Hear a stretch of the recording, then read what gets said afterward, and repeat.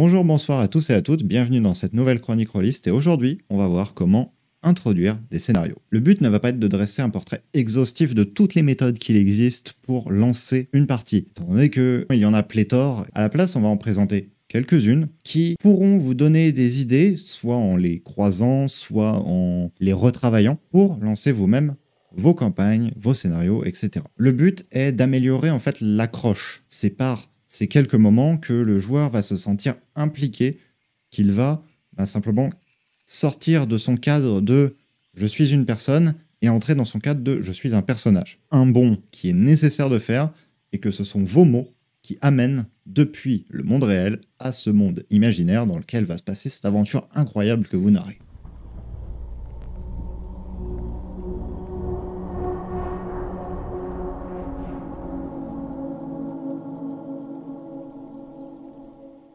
L'introduction de scénario, pour moi, répond à 3 grosses contraintes. La première, c'est celle sur laquelle vous ne pouvez que très peu influer et qui va dépendre du cadre de votre partie et des conditions qui l'entourent. Je veux bien évidemment parler du temps. En effet, lorsque vous êtes dans une convention, lorsque vous êtes dans une présentation du jeu de rôle à des personnes qui n'ont jamais fait cela, vous êtes dans un cadre où la durée est limitée. Si l'introduction prend trop le pas sur le reste du séance, la structure narrative va être déséquilibrée. Pas vous refaire le schéma narratif de base des histoires, vous l'avez déjà suffisamment entendu et si jamais vous avez la petite figure qui est là. L'idée, c'est que l'introduction ne doit pas prendre trop de temps sur tout le récit, sinon on n'a pas le temps de développer les événements de l'intrigue et de faire la résolution. Et toute minute que vous gâchez à cette introduction est des minutes en moins que vous pouvez consacrer à d'autres choses que vous pouvez consacrer aux joueurs. Parce que pendant l'introduction, c'est vous, en tant que MJ, qui faites la majorité du travail. Les joueurs vont être très peu investis. Et c'est normal, parce que justement, comme on l'a dit, c'est ce qui permet de raccrocher les joueurs à cela. La deuxième contrainte que vous allez avoir, c'est votre groupe en lui-même. Oui, parce que tous les groupes n'aiment pas tous les mêmes types d'intros. Et donc du coup, au fur et à mesure que vous allez apprendre à connaître votre groupe de joueurs, vous allez adapter vos introductions et vous allez pouvoir le renforcer encore plus étant donné que vous allez pouvoir les interroger en cours d'introduction et donc glisser des éléments de ce qu'ils ont dit à l'intérieur de votre introduction pour que celle-ci soit plus vivante et que les joueurs se sentent plus impliqués. La troisième contrainte est une contrainte de scénario parce que suivant chaque scénario que vous allez faire, vous n'allez pas pouvoir faire les mêmes type d'introduction. Quelque chose qui va se passer dans un cadre calme va avoir très peu tendance à démarrer en plein milieu de l'action et à d'un seul coup bousculer les joueurs dans 3 ennemis qui leur sautent dessus. Paraît logique, c'est tout aussi sain de le rappeler maintenant. Ça veut dire nécessairement que au cours de vos séances, vous allez devoir créer des styles d'introduction qui vont être différents, les expérimenter, les rôder au fur et à mesure. Et pour autant, tous doivent être aussi pertinents parce que c'est par ces quelques premiers mots que vous allez prononcer au moment où vous allez prendre la parole en tant que maître du jeu au niveau de la table, que les joueurs vont d'un seul coup rentrer dans la peau de leur personnage et se dire « Ok, là, ça y est, je suis en séance ». C'est quelque chose dont on avait déjà parlé plusieurs fois avec un de mes joueurs, Yoka, qui d'ailleurs va avoir un petit peu la parole dans cet épisode. Pour chacune des méthodes qu'on va présenter par la suite, je lui ai demandé un petit peu son avis, comment est-ce qu'il le ressentirait si jamais il était amené à le vivre en tant que joueur. Comme ça permettrait de compléter un petit peu mon point de vue et d'ajouter un point de vue de l'autre côté de la table à la discussion. Dernier point avant qu'on commence, vraiment cette espèce de liste, c'est sur comment est-ce que, en tant que MJ, vous pouvez vous remettre à l'écriture. Pourquoi vous remettre à l'écriture? Le jeu de rôle est un jeu d'improvisation. Jusque-là, je ne vous apprends rien. Et lorsque vous êtes amené à faire un changement de dernière minute parce que, eh bien, par exemple, un nouveau joueur ne s'est pas pointé, ou alors que finalement la conformation que vous aviez prévue dans la convention n'est pas exactement la même, ou alors dans le cadre d'une campagne, eh bien finalement il y a eu un gros changement de scénario, vous pouvez être amené à devoir reprendre le fameux document de notes que vous avez et changer des choses dedans. Ça peut être très difficile comme exercice quand ça fait plusieurs mois qu'on avait pensé son scénario et qu'on l'avait mis dans un placard en attendant le jour où on allait enfin le jouer. Et à ce titre-là, la méthode que je vous conseillerais quand vous avez une portion à réécrire, et c'est en lien avec les introductions, c'est pour ça que je vous en parle maintenant, c'est soit A, vous partez de vos personnages qui sont les différents personnages joueurs, et vous réfléchissez à comment est-ce que vous allez introduire la séance à chacun. Quels mots vous allez lui dire? Qu'est-ce qui va vraiment former cette première raccroche de leur personnage avec la séance, avec l'univers que vous allez leur proposer? Et de ça, vous pouvez trouver le fil, le déroulé de la séance pour repenser certains éléments. L'autre possibilité, c'est au contraire de partir du noyau de la séance, l'élément clé que vous voulez à tout prix que vos joueurs aient, et faire du foreshadowing de ça. Le foreshadowing, très simplement, c'est juste le fait de teaser des éléments en avant-première pour que, au moment où le reveal de l'action se fasse, les joueurs soient amenés à se dire « Mais oui, c'est vrai, on nous en avait déjà parlé avant », ou alors sinon, simplement que ça les aide à trouver même cette résolution. Deux petites manières, voilà, comme ça que je vous glisse avant qu'on commence simplement cette magnifique liste qu'on va diviser simplement en deux catégories. Une catégorie qui va être quand il n'y a pas spécialement de contrainte de temps, typiquement une campagne, et une catégorie qui va être plus si vous êtes dans le rush, donc que vous êtes face à une séance de type one-shot, ou alors de quelques séances et que vous n'avez pas beaucoup de temps pour faire ces introductions-là. Je le glisse ici, bien évidemment, toutes les méthodes qu'on va voir qui sont pour des séances dans le rush, vous pouvez aussi les appliquer à des campagnes, il n'y a aucun problème. C'est juste que dans l'autre sens, par contre, ça va être un poil plus dur. Première méthode quand on a le temps, le lancement avant l'action. Ce que j'appelle lancement avant l'action, c'est simplement de laisser une demi-séance, ou alors des fois même une séance entière, d'événements se passer, vos joueurs vont vivre, qui va simplement les amener à connaître un peu plus le monde qui les entoure. Par exemple, imaginez vos joueurs sont des gardes d'une ville. Ils vont apprendre à connaître cette ville via leurs attributions de garde en vivant une journée standard de garde. Ils vont vivre exactement ce qu'ils ont décrit dans leur fiche de personnage. Ils vont avoir la reconnaissance de certaines personnes du peuple parce qu'ils sont des gardes et donc du coup ils sont utiles, ils aident à défendre l'endroit, leur travail est respecté et du coup vont apprendre à apprécier cette vie calme, cette vie simple. Et là, l'événement déclencheur qui est la ville se fait assiéger. Et là où des joueurs auraient eu moins d'attaches malgré que dans leur background c'était marqué qu'ils étaient en poste ici depuis 10 ans face à l'attaque de cette cité, si jamais ils n'avaient pas eu cette introduction-là, là d'un seul coup, ils vont se retrouver dans une situation où ils vont se dire « Mince, on avait cette vie-là avant, on l'a expérimenté là pendant les 2 dernières heures du roleplay, peut-être que ça va un petit peu plus me toucher qu'il y ait 3 boulets de catapultes qui viennent et qui démolissent ce quartier-là spécifiquement, par exemple. Que tel personnage que j'ai rencontré avant m'a un petit peu parlé de manière gentille et tout, le retrouver blessé, agonisant là, ça va un peu plus me toucher que juste quelqu'un que je ne connais pas ou que je connais que par mon background, qui vienne à avoir les mêmes blessures. Si on sait que la bataille va venir, c'est de l'anticipation. Si c'est une bataille entre guillemets surprise ou quoi que ce soit, c'est le moment de calme, de permettre de développer un peu ton personnage, des dialogues avec l'équipe, etc. Voilà. En termes de lancement de séance, ça peut. Dans l'idée, moi, c'est le genre de truc qui m'accroche pas mal. La seconde méthode que personnellement j'utilise d'ailleurs beaucoup dans le cas de séances où j'ai le temps pour la placer, c'est la méthode en entonnoir. Vous en avez forcément déjà entendu parler dans votre parcours scolaire, parce que c'est la même chose que la structure narrative des histoires, on vous en parle tout le temps. C'est simplement partir du plus général pour aller vers le plus individuel, le plus concret. Autrement dit, par exemple, vous commencez une description comme si vous étiez un narrateur extra-diégétique, donc simplement à l'extérieur de l'histoire, vous étiez cette espèce d'œil qui se balade au-dessus des événements, et qui décrit couche par couche les événements qui amènent jusqu'au personnage. Ça peut être sur des échelles temporelles, ça peut être sur des échelles également spatiales, ça peut être sur les deux à la fois. Simplement, par exemple, partir du continent, puis ensuite arriver sur la région, puis ensuite arriver sur le canton, puis ensuite arriver sur la ville, puis ensuite arriver sur les alentours des personnages joueurs, puis arriver sur les personnages joueurs enfin, et décrire à chaque étape, successivement, des éléments de lore et en infuser plein. Le problème de cette méthode-là, c'est qu'elle prend beaucoup de temps et qu'il faut avoir un certain niveau quand même en description. Je la conseillerais pas forcément à des gens qui ne sont pas très à l'aise à l'oral ou très à l'aise avec le fait de tenir des longs textes, des longs discours sur une grande période de temps, parce qu'il faut être capable de faire une description d'environ, je dirais, 10 minutes pour pouvoir amener ce sentiment vraiment d'entonnoir qui se met en place et qui se resserre peu à peu sur les joueurs. Sinon, on grille des étapes, parce que si on décrit juste le continent et qu'on arrive directement aux joueurs, on se dit pourquoi ? Il n'y a pas de rapport, il n'y a aucun lien. Ça, généralement, c'est plus le genre de truc qui est pas mal après avoir fait une grosse action à titre personnel, genre grosse exploration, gros machin, gros changement dans le monde et tout. C'est le genre de début de séance qui me permettent de raccrocher pas mal les wagons avec ce qui vient de se passer, ce qui s'est passé de manière générale dans le monde, l'endroit où on est, etc. Ou pareil pour un nouvel endroit, par exemple.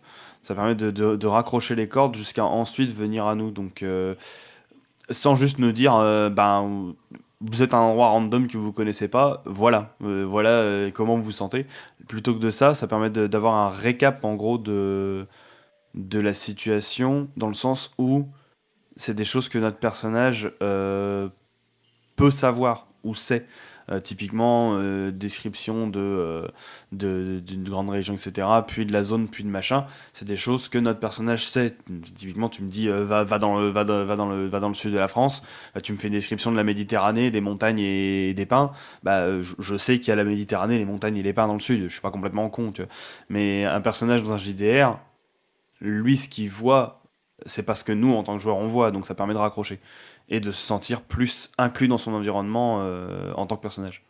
Maintenant, si on est un peu plus dans le rush, on a aussi différentes manières. La première, qui est assez utilisée, c'est celle qu'on va dire in medias res, donc au milieu des choses. Il y a simplement un événement qui est en train de se produire, dramatique, pressant, qui force les joueurs à prendre des décisions, agir sur le coup, sans se poser la question de pourquoi est-ce qu'ils sont là. Ne se la pose pas parce que le cadre est la justification à ce qu'ils soient là. Exemple, une guerre. Les joueurs sont pris au milieu d'une bataille et doivent y survivre pour le moment. La notion de pour le moment est très importante parce que ça leur fait créer des liens entre eux instantanément sans même qu'ils s'en rendent compte, ne pas avoir à le justifier, étant donné que s'ils sont là et qu'ils combattent ensemble, qu'ils sont dans le même camp, forcément ça veut dire qu'il y a eu des événements a priori qui ont préexisté et qui ont fait qu'ils se sont retrouvés dans cette situation-là. Et du coup, ça fait qu'une fois que cet événement dramatique est terminé, pas de justification à apporter sur le fait qu'ils se soient rencontrés. C'est déjà fait, c'est déjà implicite. Ça, titre perso, ça me fout directement dans le rush. Enfin, tu sens que c'est pas pour plaisanter. Tu dis que c'est pour une séance one-shot, mais ça peut aussi être pris dans des séances en campagne où tu te réveilles un peu en mode bon bah, la dernière fois on était là-dedans, là vous en êtes là. Tac, on y va. Et en gros, ça te laisse peu le temps de réfléchir, mais en même temps, c'est un appel à l'action directe. Moi qui aime l'action, personnellement, ça me va. Mais ça peut, je pense, déstabiliser certains joueurs, notamment ceux qui sont pas forcément très à l'aise avec le roleplay ou avec justement les séances très très très rushées. Et ça peut aussi déstabiliser les joueurs qui sont justement très orientés combat, mais pas du tout jeu de rôle, qui vont justement se dire bon bah c'est parti, it's time to fight, roll les dés, je suis les règles, etc. Et on oublie complètement qu'on est un personnage de jeu de rôle et qu'on est censé interpréter quelque chose. Donc ça peut être déstabilisant, mais à titre perso, moi je kiffe. Deuxième type de démarrage, c'est celui que j'appellerais le démarrage convenu. C'est le démarrage un peu cliché, typiquement. Vous êtes dans une taverne. Vous entrez dans une taverne. De toute manière, en fait, faut pas se dire que c'est une mauvaise méthode, faut se dire que c'est un outil, parce que tout dans le jeu de rôle est cliché. Le fait de faire des lancers de dés pour simuler le hasard, c'est cliché. Le fait de avoir des caractéristiques qui modélisent le personnage, c'est cliché. Le fait de avoir des niveaux, avoir ce genre de mécaniques qui viennent un peu de jeu, justement, c'est du cliché. Le cliché n'est pas mauvais par essence. Il l'est quand on en abuse. Donc du coup, simplement, évitez de faire tout le temps ces introductions-là. Mais, si jamais vous voyez vraiment pas comment faire une introduction qui soit plus raccord, qui ait plus de sens, eh bien elle peut exister, parce que malgré tout, c'est quand même une situation qui est possible dans l'univers que vous pouvez être amené à masteriser. Et dans ce cas-là, pourquoi vous en priver ? Ah, bon, ça c'est classique. C'est classique as fuck. Démarrage dans une auberge. Je vais pas dire banal, mais c'est le meilleur moyen de te faire rencontrer l'équipe, rencontrer les gens, rencontrer voilà tout ça. Après, je pense pas que ce soit le démarrage le plus utile en termes d'exposition au cours d'une campagne quand on est un peu avancé, etc. Ça peut être utile pour des scénarios one shot par exemple, dans le sens où si on a besoin de faire se rencontrer rapidement des joueurs autour d'une table, quoi de mieux qu'une auberge, que ce soit INRP ou HRP, de se poser autour d'une table et de discuter, quoi. Ça peut être pas mal.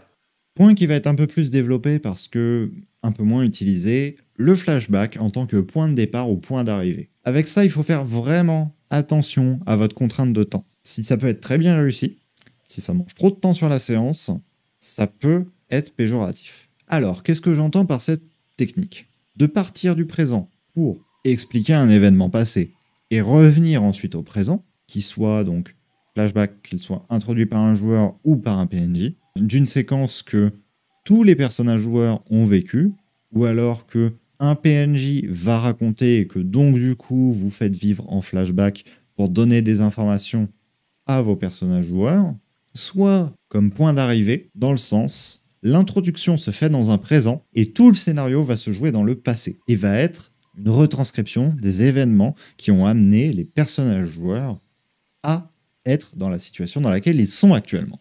Dans les deux cas, il y a un point qui peut être problématique. Que la partie qui ne soit pas le focus principal de l'histoire, donc les premières minutes, prenne trop d'ampleur en fait.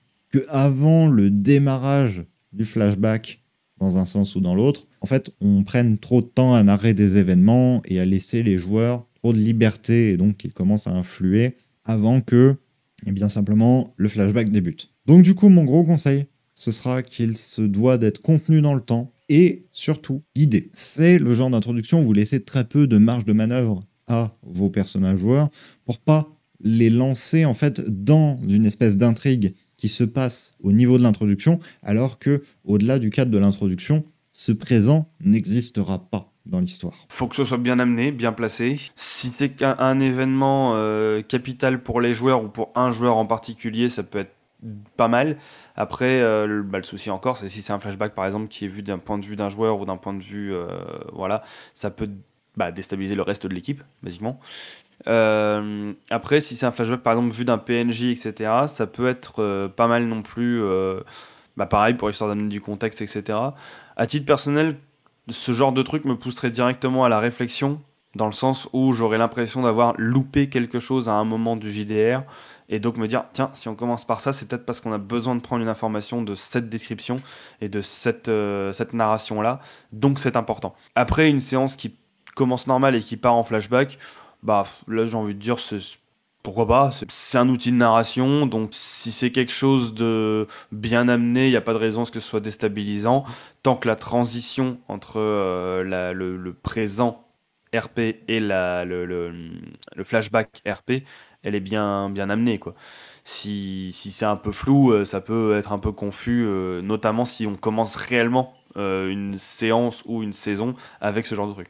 Dernière chose de notre liste qu'on va présenter, je vous avais prévenu, ce ne serait pas une liste exhaustive, et d'ailleurs, si jamais vous le souhaitez, vous pouvez rajouter des choses dans les commentaires, bien évidemment, pour aider les autres maîtres du jeu qui passeraient par là. C'est la méthodologie du rêve. Alors, le rêve, ça va un petit peu raccrocher des choses qu'on a déjà dites pour le flashback, mais c'est simplement de faire vivre aux personnages une sorte d'introduction où ils se trouvent tous, par exemple, à être dans un même rêve, pour une raison qui leur échappe un peu, par exemple, qui soit, par exemple, une sorte de rêve lucide ou une sorte de rêve prémonitoire ou juste complètement incohérent, même si, typiquement, dans une séance courte, vous avez envie que tout soit porteur de sens, donc vous n'allez pas trop privilégier cette situation-là normalement, mais ça peut vous servir pour des longues campagnes, de les mettre sur des fausses pistes. Et ça va vous permettre justement d'avancer des éléments, de faire du foreshadowing et orienter le récit. Au moment où les personnages joueurs vont se réveiller, les joueurs qui incarnent ces personnages vont se dire « Ok, on a eu ça dans la nuit, on a eu ce rêve-là, donc du coup, ça veut dire qu'il faut que je cherche dans cette solution-là pour le scénario qu'on va me proposer juste après. » Le rêve en tant que ce truc que tu nous cales une séance sur 8, vous dormez et merde. Je te jure, quand on sait qu'on doit dormir quelque part, des fois j'ai un peu peur. Hein. J'ai un peu peur de dire je fais une sieste. Je préfère ne pas dormir pendant 3 jours, c'est mieux pour ma santé mentale avec Siegfried. Mais c'est peut-être une réflexion vis-à-vis du MJ, ça je ne sais pas. Il y a quelque chose d'orienté. Mais non, alors le rêve, là encore, ça peut être très troublant quand ça amène sur type cauchemar et compagnie, hein, quand on a des visions de trucs et on se dit ah mon dieu l'apocalypse. Mais ça peut être bénéfique dans le sens contexte et indice. Typiquement, si on a un rêve qui a trait au contexte auquel on est en début de séance, ça nous plonge là-dedans. On se retrouve directement, ah oui d'accord, ok, il veut me parler de ça, il veut m'orienter là-dessus, ok, pourquoi pas. Donc là encore, faut être un petit peu, je pense, un peu plus avancé en tant que joueur de JDR pour se sentir inclus. Et après, il y a aussi l'indice, dans le sens à peu près le même délire que pour le flashback, c'est de se dire, s'il me fait rêver de ça, c'est qu'il y a un grain à moudre, c'est qu'il y a quelque chose à réfléchir. On va pas te faire rêver d'un truc complètement débile qui a rien à voir. Ou alors, là encore, ça peut être hinter une connexion du personnage avec un événement complètement à l'ouest du continent sur lequel on est, etc. Typiquement, si je prends des exemples de JDR, être sur Kuara et rêver d'un truc en Andaria, ça peut être prémonitoire dans le sens où ça peut hinter une connexion de notre personnage ou d'un PNJ avec ce dit continent, ou être un peu près prophétique. C'est pour ça que moi, c'est le genre de truc qui me dérange pas, mais je pense que pour des joueurs peu initiés, ça peut être troublant dans le sens où ça peut très vite orienter le RP de la séance. Typiquement, il vient de m'inter ça, il faut que j'oriente tout mon jeu vers je dois trouver ça. Quelque chose que moi j'avais peut-être tendance à faire au tout début s'il y avait flashback, etc. C'est de me dire tiens, il y a un truc qui vient de me dire, faut que j'essaye d'aller creuser cette voie-là. Là où maintenant j'essaie de plus le prendre comme voici l'indice, voici le rêve, le truc que tu viens de penser. Ne t'y accroche pas trop parce que bah, basiquement c'est comme si tu t'accrochais à tes rêves IRL, c'est pas le genre de truc qui si tu te mets à rêver d'une île flottante tu vas pas courir après dans la vraie vie quoi, c'est complètement con. Bon bah pareil dans le JDR, tu rêves de quelque chose qui peut-être est différent de ton quotidien en tant que personnage. T'as pas à te mettre à courir après quoi. Faut toujours que tu continues ta quête, tes aventures, tes occupations entre guillemets quotidiennes, en gardant peut-être à l'esprit quelque part que quelque chose pourrait arriver. Et si 4-5 séances après ça arrive, te dire haha, j'avais l'indice. La dernière méthode que j'ai à vous proposer, c'est ce que j'appelle la méthodologie des états mentaux.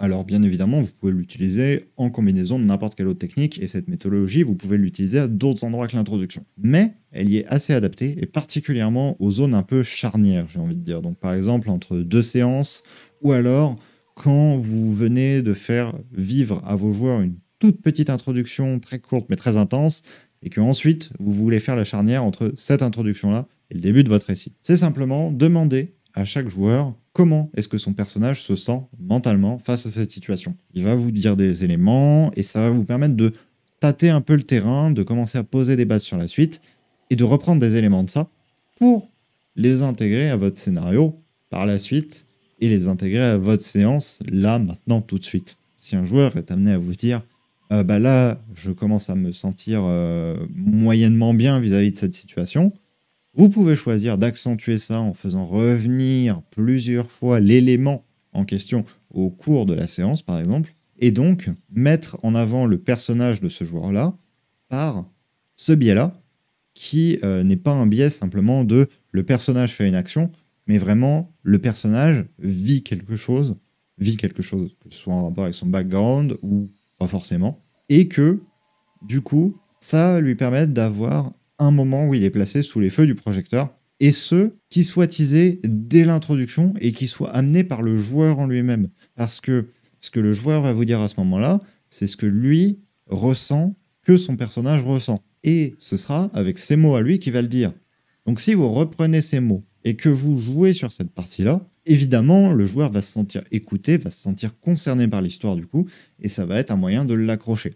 Chose que je vous conseille de pratiquer un petit peu, de tester par exemple dans votre prochaine séance, c'est demander au cours de l'introduction, pendant que vous êtes en train de faire un rappel des événements, etc., lorsque vous rappelez ce qu'il est arrivé à tel personnage, demandez-lui comment il se sent vis-à-vis de ça. Et ensuite, vous reprenez quelques-uns des mots clés qu'il a dit, et vous vous en servez pour faire une transition vers un autre joueur, et ainsi de suite, et ainsi de suite. Et vous passez comme ça, un petit peu comme si vous dirigiez une caméra, en fait. Vous partez d'une sorte de plan d'ensemble, vous vous dirigez vers un des personnages, puis un autre, puis un autre, puis un autre, et vous pouvez faire des retours à cette espèce de plan d'ensemble de temps en temps pendant votre description pour la rendre fluide et pour intégrer les joueurs à celle-ci. Cette petite liste est à présent terminée. Ce que je vous propose, c'est donc quelques conseils, encore une fois pareil au cas, pour se remettre en tant que joueur à l'intérieur d'une séance, parce qu'on l'a vu pour un MJ, on ne l'a pas vu pour un joueur. Je pense que le mieux, c'est un petit travail en amont, type essayer de se rejoindre un peu avant la séance avec les joueurs, même peut-être un peu plus avant que d'habitude, histoire de causer avec les copains qu'on n'a pas vus depuis un moment déjà, pour reprendre un peu le feeling qu'on n'a pas eu depuis quelques semaines. Plus, si possible, revisionner ou reprendre, s'il y en a qui ont des notes, s'il y en a qui ont tout ça, si vous êtes des bons joueurs de JDR, contrairement à moi, relisez, reprenez, revisionnez l'épisode d'avant, essayez de reprendre un peu les traces de la séance d'avant, ça peut être très utile. Et puis si vous êtes un mauvais joueur de JDR comme moi, profitez du fait que vous arrivez un peu avant pour demander aux potes, putain, on en était où la dernière fois, MJ, il y a moyen que tu nous refasses un petit topo rapido. C'est toujours bienvenu et bien pratique. Et une fois la séance relancée, je dirais que c'est des automatismes à prendre. Moi, j'ai plus trop le problème, j'avoue, donc c'est un peu compliqué d'en parler. Mais je dirais que c'est vraiment le truc de se dire, voilà, ça fait peut-être un moment qu'on n'en a pas fait, mais je retourne dans le mood JDR, dans le mood je suis ce personnage, j'incarne lui, je vais jouer ça. Et c'est ma petite bulle ailleurs c'est la guerre en Ukraine, quoi. Genre, basiquement, c'est pour prendre cet exemple qui est malgré tout un peu trop d'actualité. Voilà, c'est se sortir un peu de ce quotidien. Il faut réussir à se replonger réellement dedans. Voilà, un meilleur conseil, je vous dis, hein, c'est de parler aux gens avec qui on fait ça. Tu as l'avantage, en tant que joueur de JDR, normalement, d'être avec d'autres joueurs, d'être avec un MJ qui est là pour t'emmener dans sa séance. Les autres joueurs sont là pour jouer avec toi. Donc, basiquement, le fait d'échanger avec eux te replonge dans un mood de séance de JDR. Donc, je pense que pour moi, c'est le principal outil qui me permet de raccrocher à ça, parce que moi, j'ai pas les notes, etc. Maintenant, si vous les avez, évidemment, je pense que ce sont de formidables outils pour reprendre le fil, quoi. La seule chose que je rajouterais donc aux quelques conseils que vous venez d'avoir, c'est prenez un petit temps en amont de la séance pour bien tout ouvrir. Si vous êtes typiquement sur ordinateur, beaucoup de séances actuellement se font en distanciel pour certaines raisons. Pensez à bien ouvrir votre fiche ou alors l'avoir sous la main, à bien avoir lancé tous les petits logiciels qu'on vous demande, etc. en amont, pour pas que pendant la séance, au moment où on vous dise de faire votre jet de dés, vous soyez là. Oh non, j'ai oublié d'ouvrir ma fiche, attends, il faut que je l'ouvre, il faut que je la retrouve. Et que du coup, le MJ se retrouve à meubler pendant 2-3 minutes, le temps que péniblement vous retrouviez votre tableur qui vous sert de fiche. Épargnez-vous ça, épargnez-nous ça, et ouvrez tout à l'avance, et comme ça, vous serez d'autant plus vite happé dans le récit, parce que vous aurez plus ce truc-là à penser. J'espère que cette chronique vous aura été utile, qu'elle vous aura appris des petites choses, ou au moins qu'elle vous aura fait réfléchir sur vos pratiques du jeu de rôle. Sachez qu'elle n'a pas pour but, comme toutes les autres d'ailleurs sur cette chaîne, de vous dicter une manière de faire. Ce serait très hypocrite de penser qu'on peut dicter quelque chose en jeu de rôle. Ça reste relatif toujours à ce que vous, MJ, vous considérez comme étant le mieux pour votre campagne, et personne ne doit avoir la prétention de vous dire qu'il faut faire de telle manière. J'espère que, en dépit de tout cela vous aura apporté quelques pistes de réflexion. Je vous dis à très bientôt pour une prochaine vidéo. C'était Taros. Salut, salut!